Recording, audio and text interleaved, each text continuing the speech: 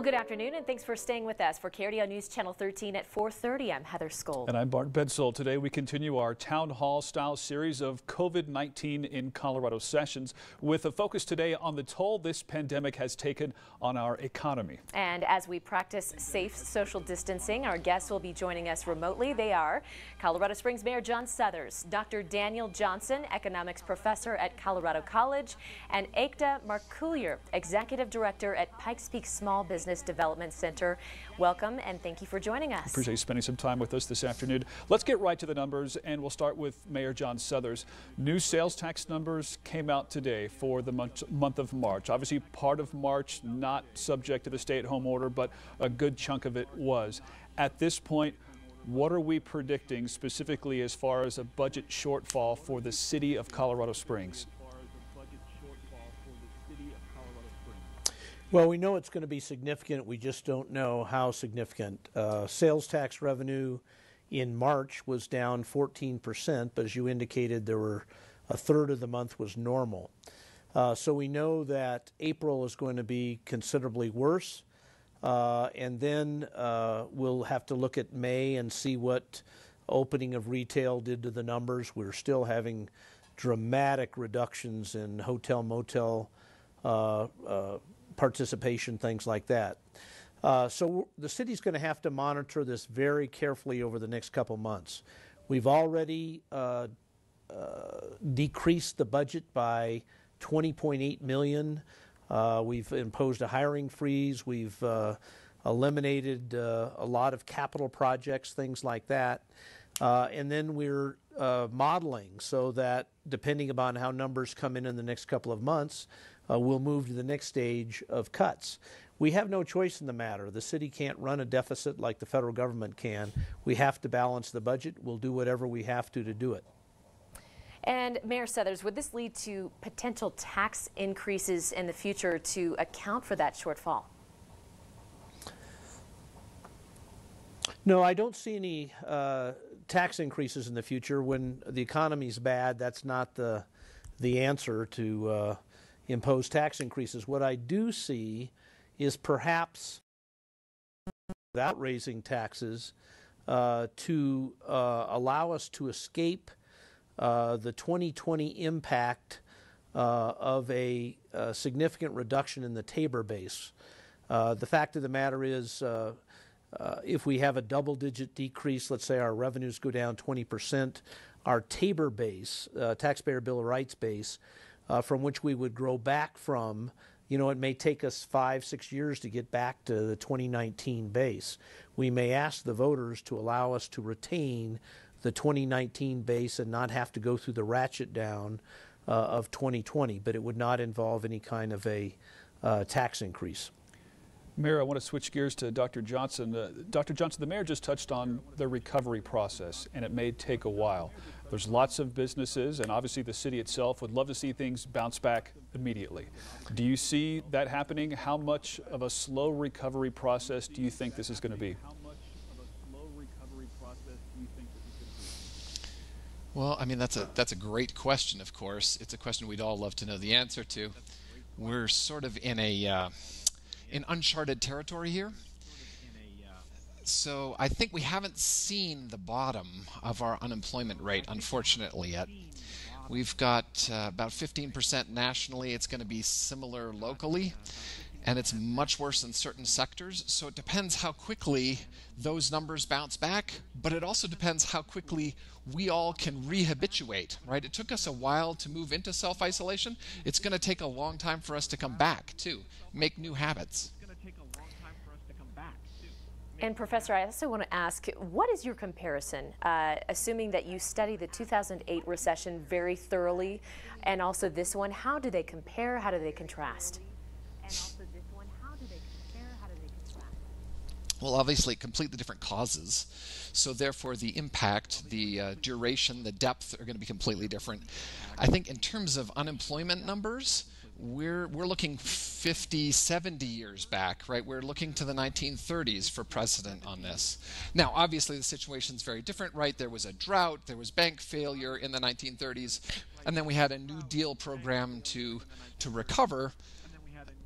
but really, in recent history, 2008 is not a good precedent. It's not a good comparison for this one. This one's much deeper, but very different causes. Hard to compare any recession with the past, I'm sure. Let me bring in Ms. Marcoullier, the Executive Director at the Pikes Peak Small Business Development Center. You have had direct contact with a lot of small businesses in the El Paso County area. If I'm a small business owner and I've got 15, 20 employees, what should I be doing right now? What should my workers be doing right now to survive? Every business is different. Every need of the business is different. The financials are incredibly different. Some are recovering from past disasters and are now working on this one as well. So it depends. It's important to look at those financials, see what makes sense for the long-term resiliency piece of your business. Does it make sense to move forward? Does it make sense to stop? Does it make sense to open? So in order to retain your employees, there's a lot of great information I can provide there on increasing benefits, providing hazard pay, using that PPP loan to benefit your employees so that they stay with you. There's a lot of different variables that come into play when answering that question for the different businesses we have in our community. And I also want to ask you, we've seen this growing chorus of business owners saying, look, I have poured everything into this business to help it stay afloat, to grow it. And now we're starting to see some business owners kind of push against those regulations.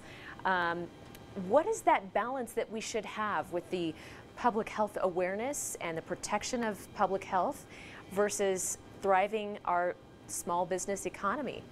Our responsibility at the SBDC, and as part of El Paso County, in the city of Colorado Springs and Teller County as well, is to ensure that our small businesses understand the regulations, understand the policies, and ensure that, those are out there because they're coming from the experts. They're coming from the experts that, understand that balance of ensuring what's safe and what's not. Now, as a small business owner myself and understanding our small business community needs, opening up is a must as well. Makes sense. Let me circle back to Mayor Suthers. Obviously, you help to manage the city government, but you're also tied in very closely with the business community.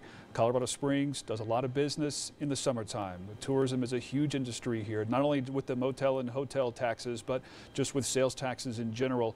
What is your message to those in the tourism industry right now in Colorado Springs as to what's ahead for them this summer? Well, we're pivoting. We know we are not going to see a lot of tourism, people flying to Colorado Springs from the East Coast, probably international travel. We're not going to see a lot of it.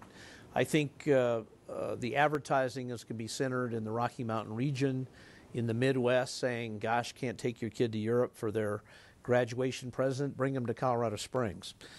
We've got a Olympic Museum opening. We've got all the nature sites, Pikes Peak, Garden of the Gods, all that sort of thing. We know it's not going to be the same. You can't have the Broadmoor closed till July 1st and have the same kind of season. The Broadmoor generates a third of our lodging and rental tax. So we've got real problems out of the box because they're not going to be open till the end of June. And on that subject, Mayor, the Springs Airport stands to suffer a lot of losses, as does the entire airline industry.